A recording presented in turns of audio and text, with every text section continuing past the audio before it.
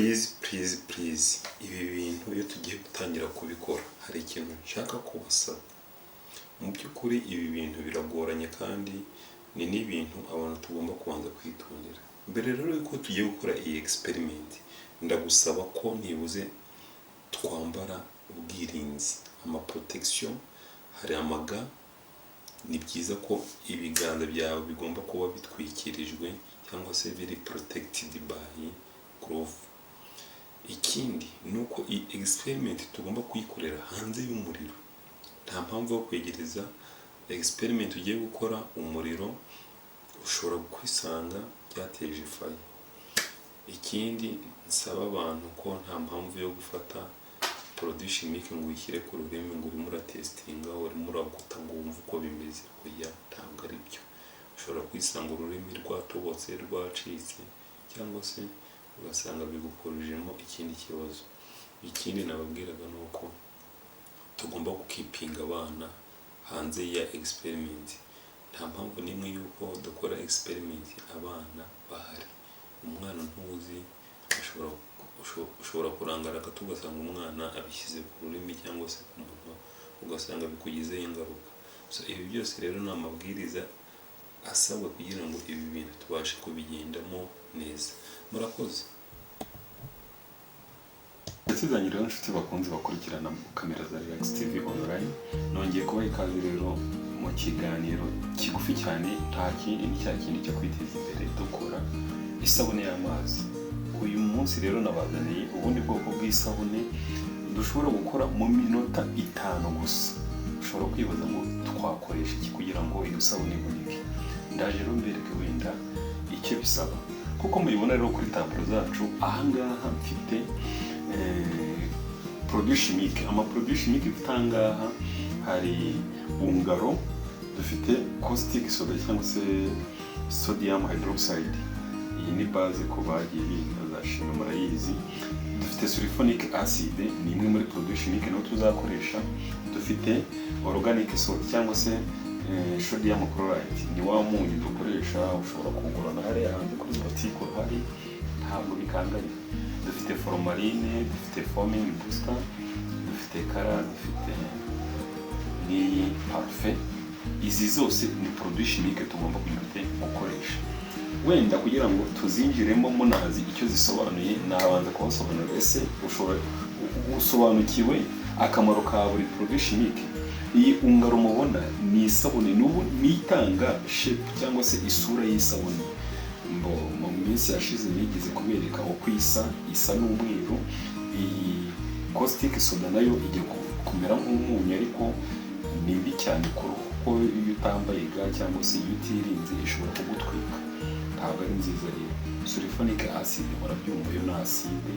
Iyi ngiyi nayo rero ntabwo ari nziza kuko iratwika, irababura. Ibi byose rero kugira ngo tubyirinde, nuko twirinda ko ishobora kugira contact n'uruhu rwawe kugira ngo utarwangiza.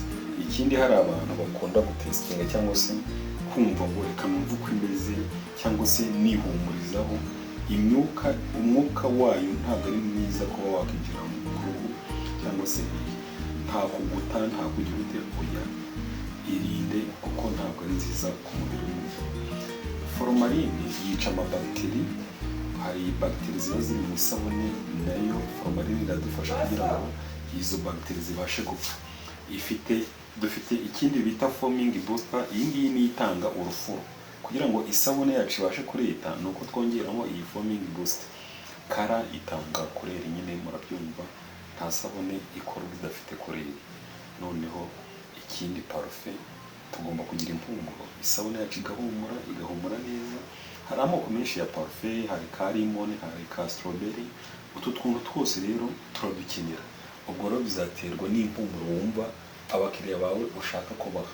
Twihuse rero kuri step ya kabiri, nk'uko mubibona ahangaha. Step ya kabiri tugiye kureba process, how liquid soap is manufactured. Ni ukuvuga ngo ni gute dushobora gukora iyo sabune igasohoka igatunganywa. Dufite ya ungaro nababwiye rero, tukagira umunyu. Uzafata ungaro uyivange n'umunyu, noneho uyivangire mu mazi. Numara kubivanga bizakora solution.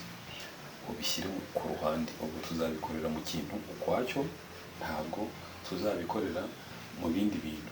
Uzafata ibasi cyangwa se indobo uvangiremo ungaro, ushyiremo n'umunyu, noneho n'amazi, sibyo? Kuri step ya kabiri rero tuzamixinga sulfonic acid n'amazi, nabyo ni très important. Ubwo nabyo tuzabivangira mu kindi kintu cyacyo kitari cya kindi twavangiyemo ungaro. Nitumara kuvanga iyi sulfonic acid ukwayo, kuri step ya gatatu tuzafata kandi kantu gato, wenda nk'agakombe cyangwa se agasahani, tuvange caustic soda.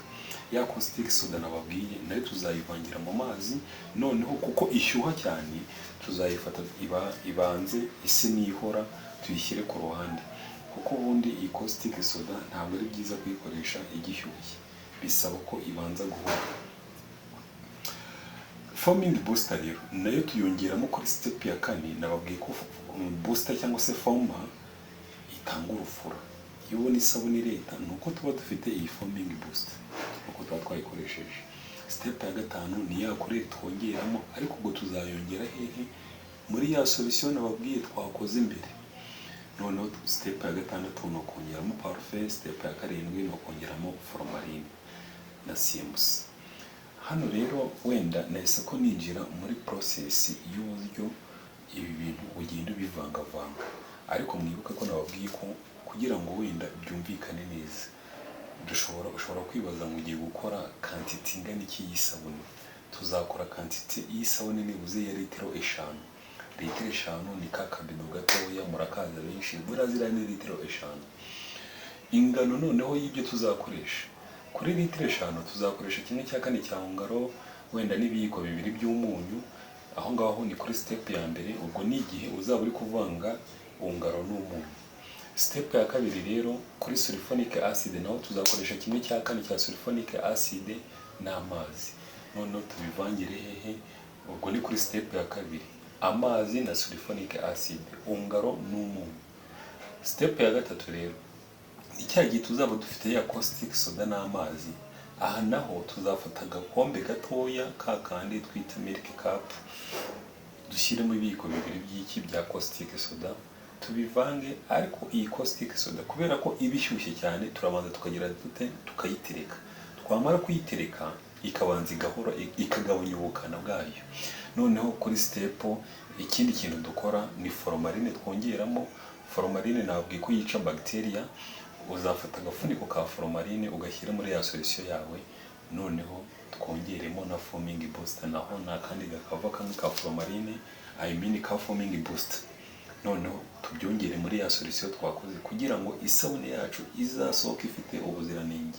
Parfait nabisobanuye ko ushyiramo quantité ya parfait bitewe nuko byumva nuko bishaka. Ushobora gushyiramo agaparfait gacyo kumva ntigahumura, ukongeramo kandi, ariko kuri litiro 5 ntabwo birenga ibiyiko 3 bya parfait, tuyiko dutekesha mu gikoni. Kara nayo nuko uzafata karagi uyitobere mu mazi ku ruhande, noneho solution y'iyo kara ujye wayifata uyimene muri ya solution ya bya bintu byose kugira ngo ubashe kwikorera isabune nziza. Aha rero nkuko nari maze kubisobanura ngaha, ubu ngubu ushaka watangira igikorwa, none tugashyira muri practice ibyo twavuze muri theory, none tukabishyira hehe? Mu bikorwa.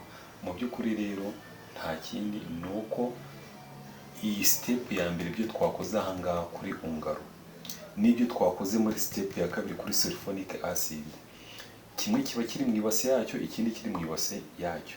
Kugira ngo rero bibashe gukora solution nziza, uzafata ibyo muri step ya mbere ubivange n'ibyo muri step ya kabiri, ufata stirring rod cyangwa se blending machine mixer iriya, uvangishe kugira ngo solution imwe ibashe kwinjira mu yindi. Ibi nibyo tuzakora aha ngaha rero.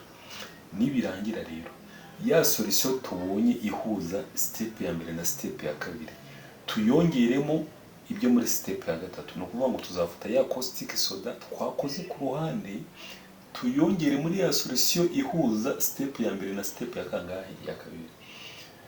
Ubwo hanga tuzaba twongeremo caustic soda. nyuma yaho rero nta kindi kiba gisigaye, uzafata ya foaming booster ushyiremo quantity twavuze haruguru muri iyi solution ifatanya step ya mbere, ya kabiri n'iya gatatu. Twongeremo kara kuko nabibasobanuriye, twongeremo parfait. Produit ya nyuma tuzashyiramo ni formalin. Kubera iki dushyiramo formalin ku nshuro ya nyuma?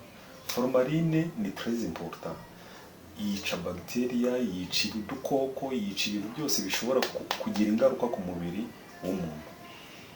Aha rero tugomba, wabikurikije neza, wizere ko uzasohora isabune yawe yuzuye.